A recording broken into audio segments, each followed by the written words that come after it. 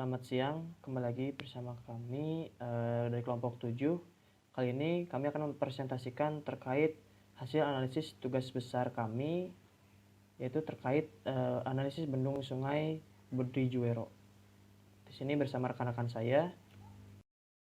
Perkenalkan, saya Amalia Dika, NIM 1501826. Saya Febrian Suryatmaja, NIM 150180027. Saya Michael Felix Senjaya, NIM 1501836. Dan saya sendiri yaitu Habab Ahmad Faza, NIM 1501838. Pada presentasi ini terbagi atas 4 topik, yaitu adalah latar belakang, metodologi perancangan, spesifikasi bendung, dan analisis stabilitas bendung. Kita mulai dari latar belakang perancangan. Nah, pertama-tama kita akan membahas mengenai latar belakang dari pembangunan suatu bendung. Nah, jadi sebagai kita tahu kalau makanan pokok dari bangsa Indonesia itu adalah sesuatu beras kan. Nah, jadi dalam hal ini itu adalah kebutuhan bangsa Indonesia yang mana suatu negara harus mampu menjaga ketahanan pangan nasional. Dengan kata lain, Indonesia harus mampu menyediakan kebutuhan bahan makanan pokok bagi masyarakatnya. Dalam hal ini pembangunan bendung dilakukan di Kabupaten Kendal, Jawa Timur, yang mana memiliki cukup banyak area untuk daerah pertanian yang didukung dengan adanya Sungai Budi-Juwero.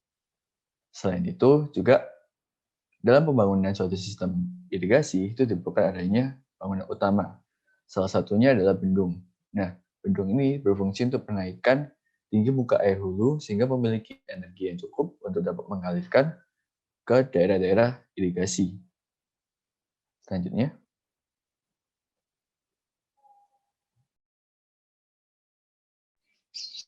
Yang selanjutnya yaitu metode perancangan dari bendung yang di dalam tugas besar ini.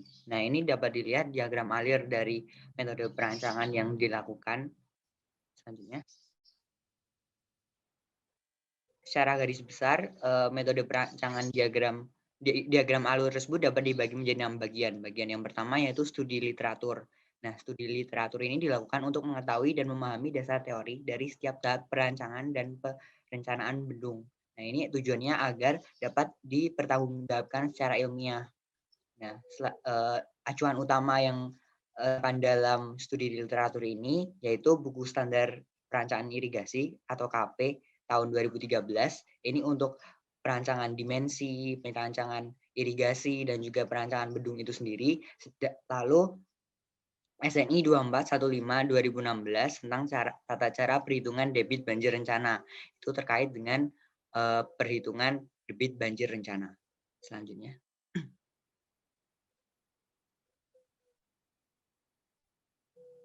Tahap yang berikutnya yaitu tahap pengumpulan data.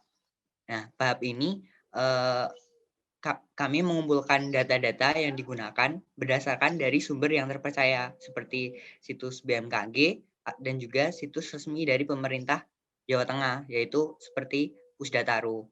Nah, dua situs ini digunakan untuk memperoleh data curah hujan, sedangkan untuk data lain digunakan aplikasi Google Earth untuk mendapatkan data topografi. Nah, data yang digunakan sendiri untuk data di hidrologi merupakan data curah hujan maksimum dari stasiun-stasiun hujan yang ada di sekitar Sungai Budi-Juwero, dan data topografi sendiri itu nanti digunakan di lokasi pemilihan bendung yang telah dipilih. Sedangkan data tanah merupakan asumsi karena tidak mungkin dilakukan pengujian tanah di lokasi tersebut. Selanjutnya.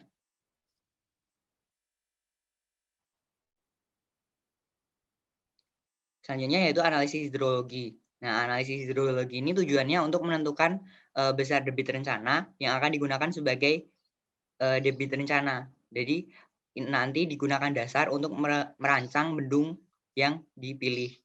Nah, data curah hujan caranya yaitu dengan cara data curah hujan maksimum hasil observasi tersebut dianalisis menggunakan metode distribusi normal, Gumbel, log normal, dan log Pearson. Nah, setelah itu dipilih berdasarkan koefisien kurtosis dan juga koefisien skewness. Setelah itu distribusi yang memenuhi dilakukan pengujian dengan metode statistik yaitu chi-square dan juga Kolmogorov-Smirnov. Setelah itu dipilih salah satu dari metode distribusi tersebut untuk menentukan curah hujan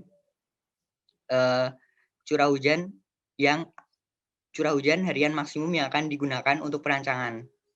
Setelah itu, dari data curah hujan tersebut dibentuk hidrograf satuan sintetik yang kemudian diubah menjadi hidrograf banjir dengan metode SCS dan juga Schneider-Alexeyev. Nah, ini berdasarkan SNI yang telah digunakan sebelumnya. Dari metode SCS dan Schneider-Alexeyev ini kemudian dipilih debit banjir dengan debit yang tertinggi sebagai debit banjir rencana. Selanjutnya.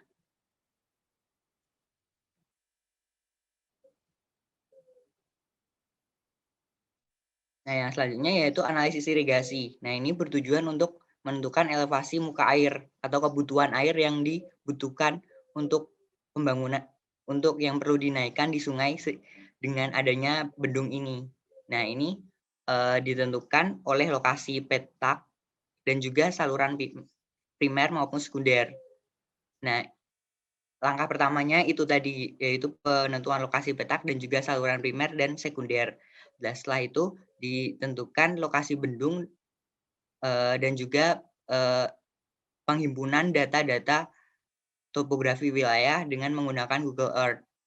Nah, metode yang digunakan untuk analisis irigasi ini yaitu metode neraca air. Nah, analisis irigasi ini didasarkan pada KP. Selanjutnya.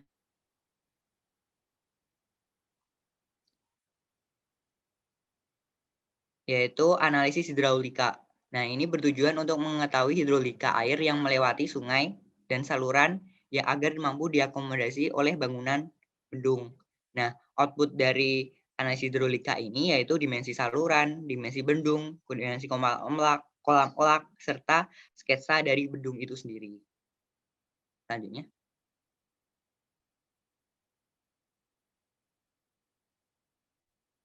Nah, selanjutnya yaitu analisis stabilitas.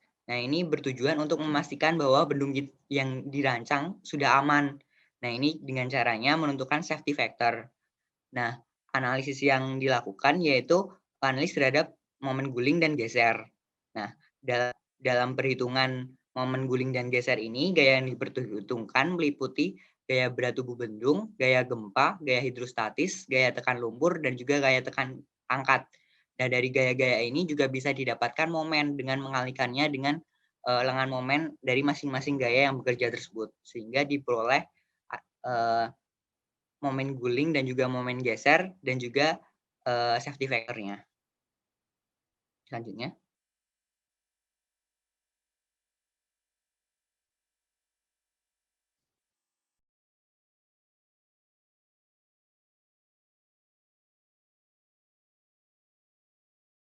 Selanjutnya, saya akan menjelaskan terkait spesifikasi desain bendung dari Sungai Bodri-Juero, di mana bendung ini akan dibangun di daerah hilir yang terletak pada peta sebagai berikut, dengan koordinat titiknya 1, 7 derajat LS dan 110 derajat PT.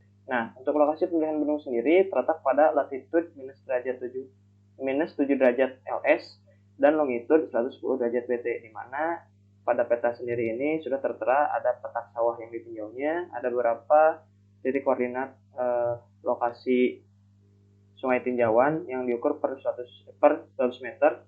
Lalu juga ada terkait saluran sekunder dan juga saluran primer, seperti pada peta sebagai berikut. Nah, lokasi pemilihan bendung yang dilakukan juga mempertimbangkan beberapa aspek seperti berikut. Yang pertama ada terkait topografi dan luas layan, mana titik tangkap suatu sungai harus memiliki elevasi yang lebih tinggi dibandingkan dengan elevasi sawah tertinggi, dengan syarat petak sawah yang dialiri ada 500 sampai 100 hektar. Nah, titik tangkap yang memenuhi untuk kasus ini berjarak 160 meter dari stasiun debit dengan rencana luas petak sekitar 55 hektar. Selanjutnya, aspek yang kedua itu terkait pengaruh hidraulik, di mana lokasi bendung berada pada ruas sungai yang lurus atau tidak berkelok. Nah, pada lokasi ini, arah aliran sejajar, sedikit arus turbulen, dan kecenderungan gerusan dan endapan tebing kiri kanan relatif sedikit, sehingga cocok untuk dijadikan titik pengambilan lokasi bendung. Selanjutnya, aspek berikutnya yaitu adalah pengaruh regime sungai, di mana dari pengecekan yang dilakukan oleh aplikasi Google Earth, kemiringan rata-rata luas sungai adalah 0,9% dan minus 2,1%. Nah, dengan kemiringan maksimum yang ada adalah 2,4% dan minus 6%. Nah, ini menandakan tidak adanya perubahan kemiringan yang berarti di sekitar bendung. Nah, selanjutnya, aspek berikutnya adalah saluran induk, di mana saluran primer yang dibuat harus zigzag untuk mengurangi kemiringan saluran. Nah, hasil desain saluran yang dilakukan memiliki kemiringan rata-rata 0,7% dan minus 0,9%, dengan kemiringan maksimum yaitu 2,6% dan minus 2,5%. Nah, saluran yang didesain dapat ditolerir karena kemiringan rata-ratanya lebih kecil dari 1,5% dan kemiringan maksimumnya lebih kecil dari 5%. Nah, dengan panjang saluran yang diperolehnya yaitu adalah 702 meter. Aspek berikutnya itu terkait ruang bangunan pelengkap, di mana kolam pengendap dan saluran penguras pada umumnya memerlukan panjang 300 sampai 500 meter dengan lebar 40 sampai 60 meter di luar tubuh bendung. Nah, lalu kemudian lahan tambahan lainnya yang diperlukan adalah untuk satu kantor dan juga 2 sampai 3 rumah penjaga bendung. Nah, lokasi yang dipilih sesuai dengan kriteria penyediaan tanah dengan lebih dari 60 meter lebar dan 500 meter panjang di luar bendung. Kemudian aspek terakhir adalah luas daerah tangkapan, di mana sungai tidak bercabang sehingga lokasi dapat dipilih di mana saja sepanjang ruas. Ini mengurangi kemungkinan adanya debit yang terpecah karena sungai bercabang.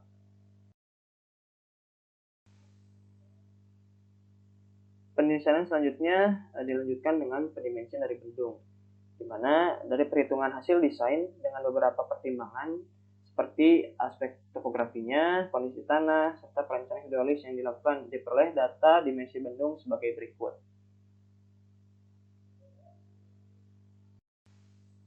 Yang pertama adalah tinggi mercubendung. Nah, tinggi mercubendung ini dapat dihitung dengan menghitung elevasi dari mercubendung dengan perusahaan berikut, dan diperoleh elevasi mercubendungnya adalah pada ketinggian 31,42 meter, di mana tinggi mercubendung dapat dihitung dengan perumusan berikut dan diperoleh tinggi mercubendung adalah 3,04 meter. Selanjutnya terkait tinggi bendung. Tinggi bendung ini dapat dihitung dengan perumusan berikut dan diperoleh tinggi bendung 4,16 meter. Kemudian untuk lebar bendung sendiri dihitung berdasarkan koordinat topografi dari 7 titik dan dirata-ratakan.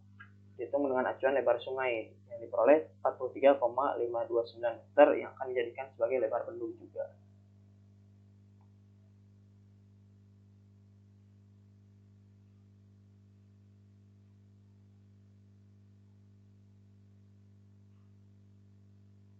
Kemudian terkait lebar pintu pembilas, di mana untuk lebar pintu pembilas ini dihitung dengan menggunakan perumusan berikut, yaitu 1/10 dari lebar bendung, dan diperoleh lebar pintu pembilas adalah 4,353 meter. Sedangkan untuk lebar pembilasnya sendiri dihitung dengan menggunakan perumusan 0,6 kali dari lebar pintu pembilas dan diperoleh hasil 2,612 meter.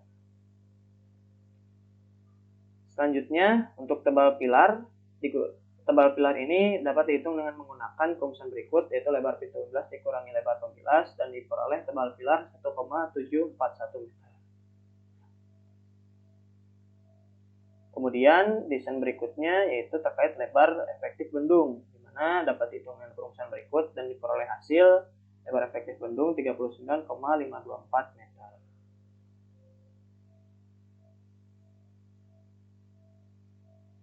Selanjutnya pendimensian dilakukan terhadap saluran pengambilan, di mana sesuai yang telah dijelaskan sebelumnya, saluran pengambilan ini didesain dengan menggunakan KP.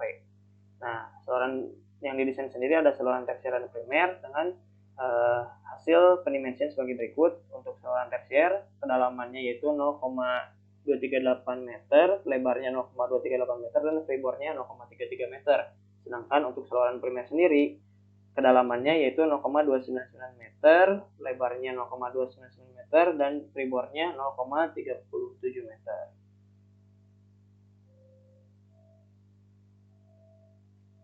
Kemudian dilakukan pendimensian terkait muka air maksimum di hilir yang diperoleh dengan H2 yaitu 6,719 meter dengan kurva lengkung tinggi energi di hilir bendung sebagai berikut.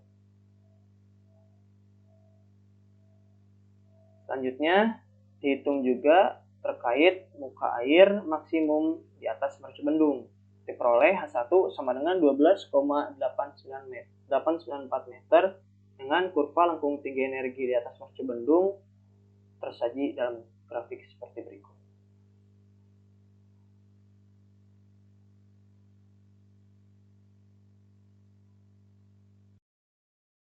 Selanjutnya, dilakukan pendesainan kolam olak.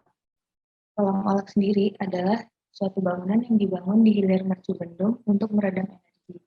Jadi aliran yang melewati bendung akan mengalami perubahan menjadi superkritis, lalu untuk menjadikannya menjadi superkritis kembali harus diberikan kolam olak agar tidak terjadi gurusan.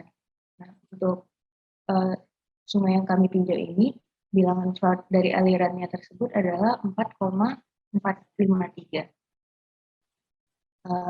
Berdasarkan bilangan flood ini akan didesain kolam olak.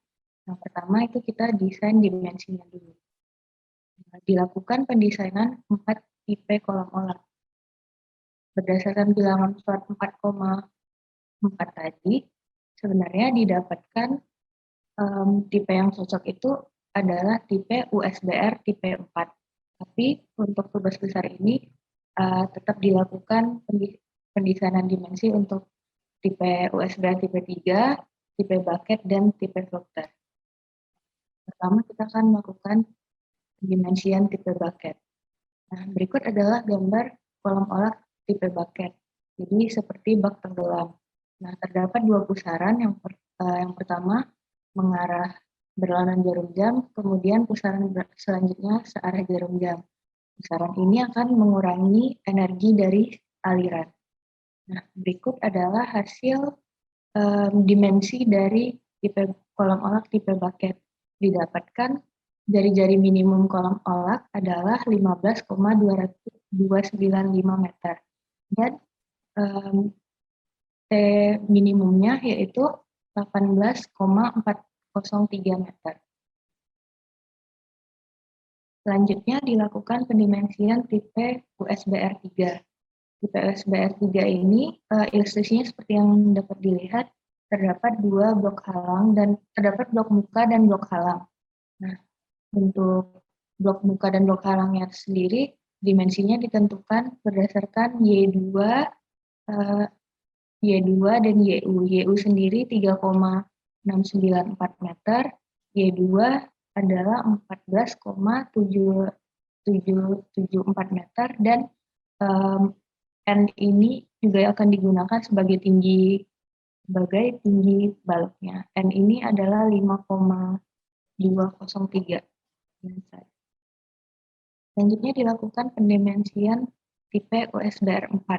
Nah, tipe USBR 4 ini mirip seperti tipe USBR 3, namun hanya terdapat blok muka, tidak terdapat blok yang mengarah sebaliknya. Nah, dimensinya tergantung pada YU juga. YU ini bernilai 3,694 meter. Sedangkan untuk D-nya yaitu 9,234. Selanjutnya dilakukan pendimensian tipe floater. Tipe floater ini sendiri terdapat beberapa parameter. Yang pertama itu Z. Z-nya 9,065 meter. Kemudian parameter yang penting selanjutnya adalah D. D-nya itu 20,428 meter. Nah, setelah dilakukan pendimensian tadi, dipilihlah jenis kolam olak yang paling cocok untuk digunakan pada bendung yang akan didesain di Bordighera ini. Nah, pertimbangan pemilihannya tadi yaitu yang pertama dipertimbangkan kesesuaian terhadap dimensi bendungnya tadi yang sudah didesain. Yang kedua adalah berdasarkan bilangan floodnya. Nah, pemilihan tersebut dilakukan dengan tahap eliminasi. Tahapnya adalah seperti ini. Pertama itu kita tinjau dulu tipe USBR tipe 4, karena tipe 3 tadi sudah lebih cocok tipe 4 daripada tipe 3 berdasarkan bilangan Ford yang sudah ditampilkan tadi. Maka pertama kita tinjau USBR tipe 4.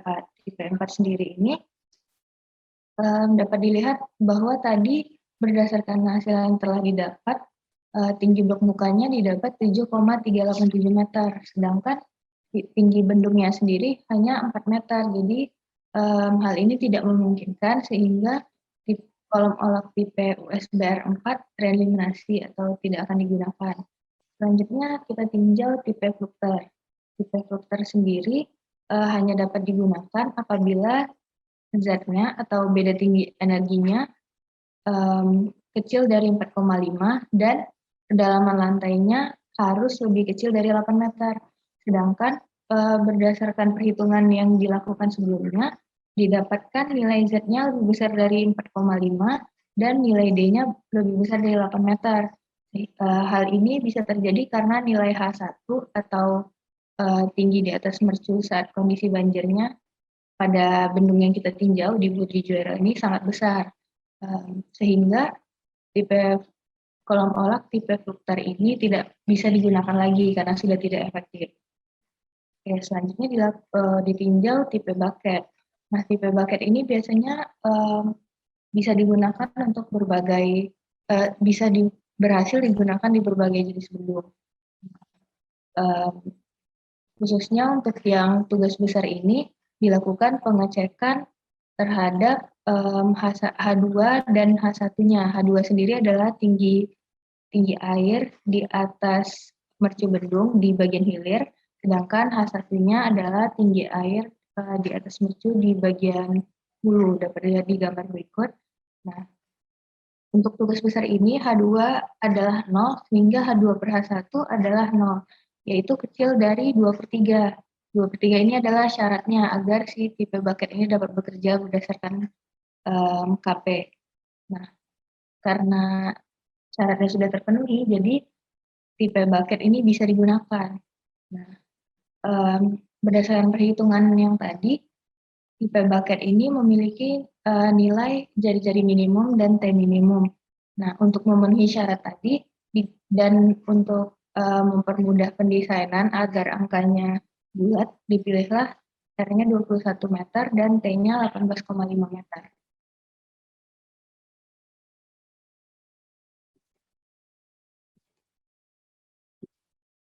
Selanjutnya dilakukan analisis stabilitas bendung. Nah, analisis stabilitas bendung ini adalah pemeriksaan stabilitas bendung yang sudah didesain. Ini gambar bendung yang sudah didesain. Dilakukan pengecekan gaya dan momen yang bekerja pada tubuh bendung, dan setelah itu dilakukan perhitungan faktor keamanan atau safety factor sehingga memenuhi syarat keamanan. Oke, yang pertama kita hitung dulu gaya dan momennya. Yang pertama itu gaya yang bekerja pada bendung. Yang pertama itu adalah gaya berat tubuh bendung. Gaya berat tubuh bendung sendiri itu merupakan gaya vertikal yang bekerja pada tubuh bendung akibat beratnya sendiri. Nah, karena bendung kita terbuat dari beton, sehingga beratnya adalah volume dikalikan dengan berat jenis beton. Selanjutnya, gaya gempa. Gaya gempa sendiri adalah gaya yang diperhitungkan karena bendung ini direncanakan untuk dibuat di Kabupaten Kendal, Provinsi Jawa Timur, sehingga daerah ini berpotensi mengalami gempa. Jadi harus dihitung gaya gempanya. Selanjutnya dilakukan perhitungan gaya hidrostatis. Gaya hidrostatis sendiri adalah gaya horizontal yang bekerja pada tubuh bendung akibat perbedaan tekanan air pada hulu dan hilir bendung. Nah, gaya hidrostatis ini dihitung untuk dua kondisi, yaitu keadaan normal atau debit air rendah dan keadaan banjir atau debit air banjir. Nah, gaya hidrostatis sendiri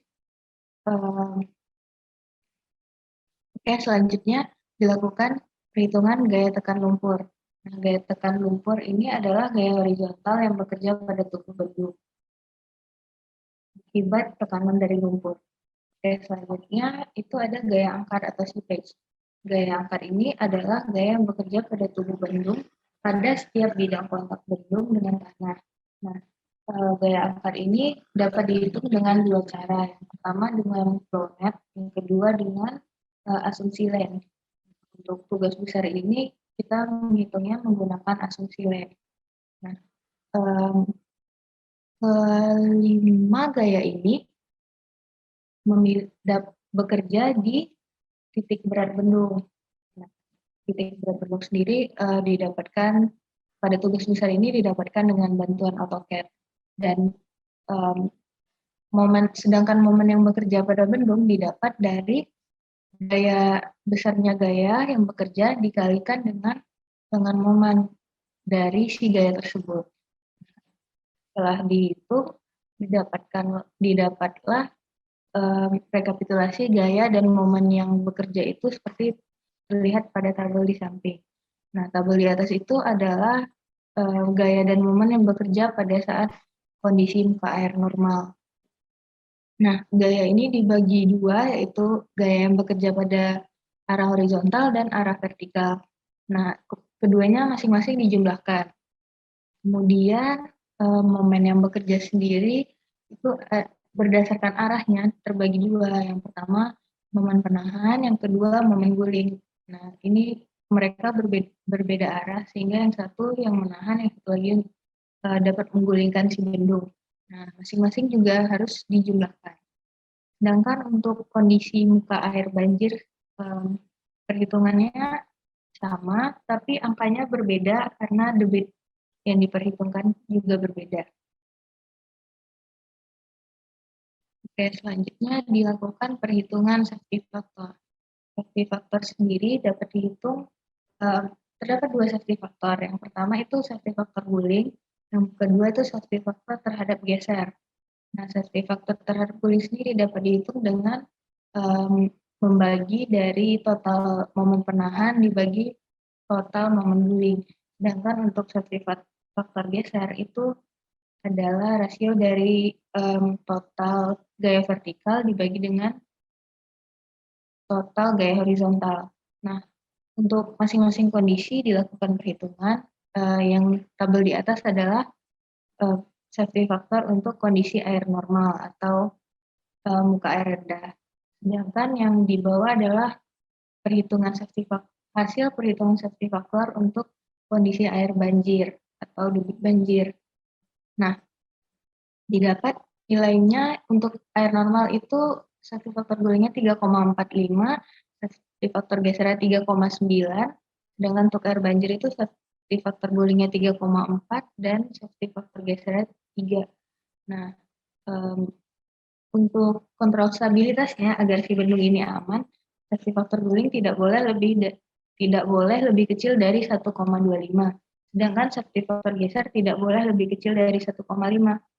Dapat dilihat bahwa nilai safety factor kita 3 semua dan ini lebih besar daripada kontrol stabilitasnya yaitu 1,25 dan 1,5. Sehingga dapat disimpulkan bahwa bendung yang sudah kita desain aman dari guling dan maupun geser. Nah, berikut adalah gambar desain akhir dari bendung dan kolam olah.